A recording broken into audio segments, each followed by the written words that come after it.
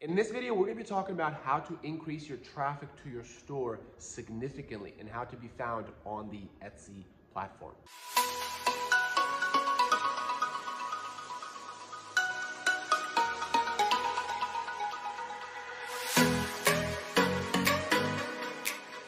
Welcome to Talk Shop. This is where I help you to grow your store to becoming in the top 1% on Etsy. My shop, Tag Pup, is the #1 pet product store on Etsy in terms of volumes of sales. I've become the top 1% a year ago with just a year and a half into my business, and I've maintained that status, so I know what I'm talking about when it comes to growing your Etsy shop. So if that interests you, make sure to subscribe to this channel, hit the bell notification, because sometimes it is time-sensitive videos that I post. So when we're talking about growing your traffic, we want to talk about how do customers come to our store. What do they first do? And obviously they go on the Etsy platform and they type it into the search. They start looking through things, right? Because they're looking for a particular product, right? And we have to realize that people don't always want one type of product, right? When they're buying some kind of clothing or some kind of that requires a physical design or a visual design, and whatever the product is, for my case, it's pet products or dog collars, right? But people sometimes want different types of dog collars. They want peach polka dot, they want army camo or whatever the design is, but there are different keywords that are attached to the main product. So in my case, it's dog collar, but a certain kind of design, a certain kind of dog collar. So, or we're talking about t-shirts, right? They're not just buying a t-shirt, because everybody wants the different types of t-shirt. They want a mommy t-shirt, a bridesmaid t-shirt. So there are design elements or features that are put into the search along with the product that they're looking for. So there are 3-tiered or 4-tiered layered keyword that people are putting into the search. So what does that mean to you? What does that mean to your shop? Well, that means, and I talk about this in a lot of my videos, and I wanted to really sit down and really talk about this in this video, but it's the keyword library. You want to make sure that you're growing your keyword library as big as you possibly can, because you'll be surprised how many different keywords or variety of keywords that people are typing. If you're selling t-shirts, right, you don't just want to be ranking on the top keyword t-shirt. You want to grow your store, or you want to grow your product ranking on a variety of keywords. You want to do okay on thousands of keywords than being really good at just top 10 keywords. You want to be variety. So what does that mean? It means you look at your product and you say, hey, can I apply keywords like pumpkin or strawberry or surfing or whatever, can I add other keywords to my listing, and can I change my product so that it matches that, so that it satisfies those keywords. So when you have a large keyword library, you are going to be spreading yourself throughout the whole Etsy platform, and you're going to be niched out very, very far in certain levels, certain keywords that I get for my dog collars. For example, if it's like surfer dog collar, I only get maybe 10 searches of that maybe per week, or 10 clicks per week or per month sometimes. It's barely any sales on those on the surfer dog collar. A lot of times people buy my surfer collar because they go on my store and they scroll through it and then they decide that they like it. But when they do, they find it, let's say, once a month. But what if I have 200 different product types or keywords with their own designated keywords, and all of a sudden I have 200 different options of, let's just say once a month, right?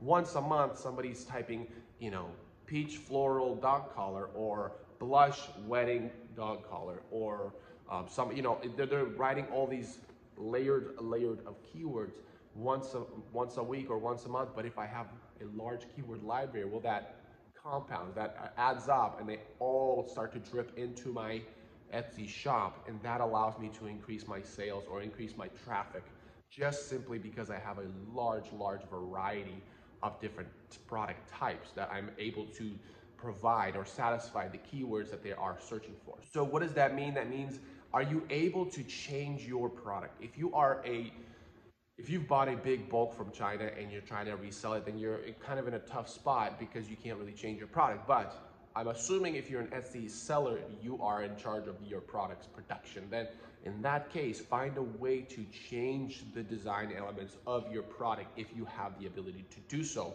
because when you do that, then you're able to you're able to tailor each listing to a certain set of keywords. When you're satisfying those keywords, if they are looking for, like I said, a strawberry on a hat, right? And you are embroidering hats, well, perfect. You can add a strawberry on embroidered hats. And now that brings an issue, saying, okay, what if I put out 200 different products or listings on like strawberry on a hat, then there's pumpkin on a hat, then so on. That costs a lot of inventory to do. Well, that's when Photoshop comes in very handy in these kind of situations. When you can Photoshop, for example, in the case of a hat, what I would do is just embroider on a contrasted fabric. For example, if you're doing some light textures, embroider it on like a black fabric, or even green, like do a green screen style, right? Have like a lime green fabric and embroider all those designs on there, strawberry, pumpkin, so on and so on, and just keep embroidering them,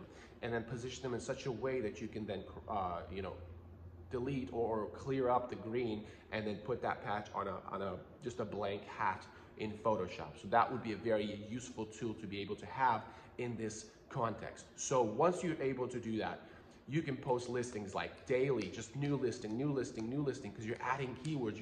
You're putting yourself in different places of the Etsy galaxy, right? Because you're able to spread yourself fast and far. And so that will allow you to get traffic from all these other keywords you never think that people would come from. But it's the ability to spread yourself throughout the Etsy platform. And that's what a lot of people do, actually, by the way, with bandanas, dog bandanas, or when they're sewing, or face masks is another one. People have been doing face masks and they've been doing different keywords, because sometimes people, they want a face mask and they go on Etsy. They go on Etsy to buy a face mask, not because they need a face mask. They can go to the store and just get a plain face mask. They go on Etsy because they can find a unique face mask, which means there are features or design elements they're going to be looking for, and you want to be the one that supplies that or provides that. So if you're a sewer, this is a great one. Just buy different types of fabric. Don't just be stuck on one or two. Start exploring with different designs, right? Because if it's something fabric related, then they probably have preferences on what they want.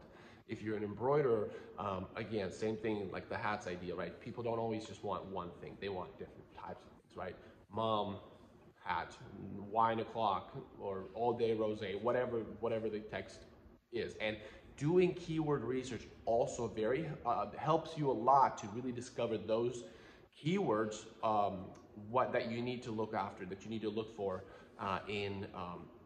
when positioning your product. And keyword research, I do talk about that in one of my videos, so go ahead and after this video, go check that out, because that's going to be setting you apart, and you're really going to find those really juicy keywords that you can explore first, and then start to find other keywords that might be not as highly searched, but also you can provide with just a little bit of effort. And especially if you can create a process in which you can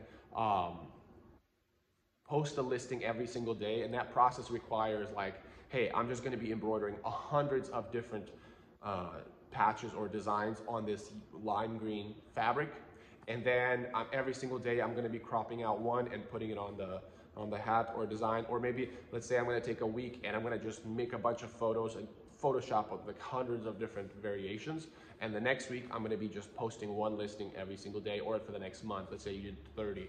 And that's a process, that's a system that you've now designed for yourself, that you are going to be expanding your store, and following that process will allow you to be very active on the store. And by the way, Etsy does like activity when you're posting new stuff anyway, so that's going to be giving you a boost. Sometimes it gives boosts to new products, so you will see that boost even just from the fact that you're posting new stuff. You'll see it boost. And here's the other thing: when you're expanding your keyword library, you're giving different variations of products, you'll have a better chance to rank even on the high ranking keywords or high traffic keywords, because you are giving a better variety or option for the algorithm to test out, right? Because sometimes, it's as simple as changing a color or changing the direction or the positioning of your hat or product on the thumbnail that starts taking one listing to the top.